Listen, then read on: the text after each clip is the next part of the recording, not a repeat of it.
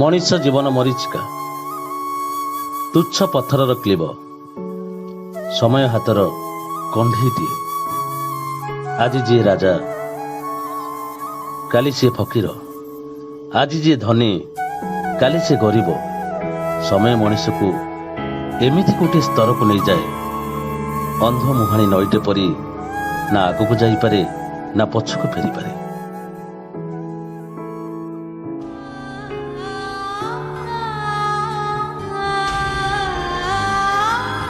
ସମୟର ପ୍ରଖର ସୁଅରେ ସେ ଭାସିଯାଏ। ମଣିଷ ନିଜେ ନିଜର ପ୍ରତିବିମ୍ବ ପାଲଟିଯାଏ। ଯେଉଁ ମଣିଷ ପ୍ରତିଦିନ ଖାଦ୍ୟର ଅପବ୍ୟବହାର କରେ, ସେଇଠି ଆଉ କେହି ମଣିଷ ଖାଦ୍ୟର ଅନ୍ୱେଷଣ କରେ।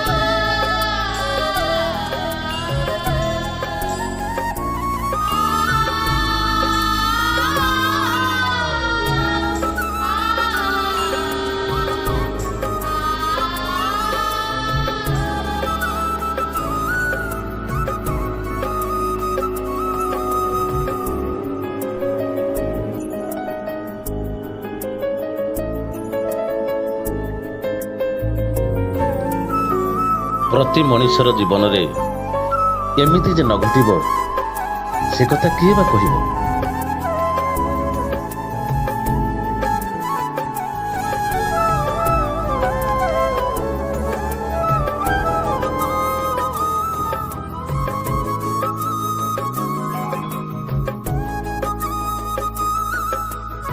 ଏ ସ୍ୱାର୍ଥପର ଦୁନିଆରେ ଏମିତି ଏକ ଅସହାୟ ମଣିଷକୁ ସାହାଯ୍ୟ କରିବା ପାଇଁ କେହି କ'ଣ ଆଗେଇ ଆସିପାରିବେନି?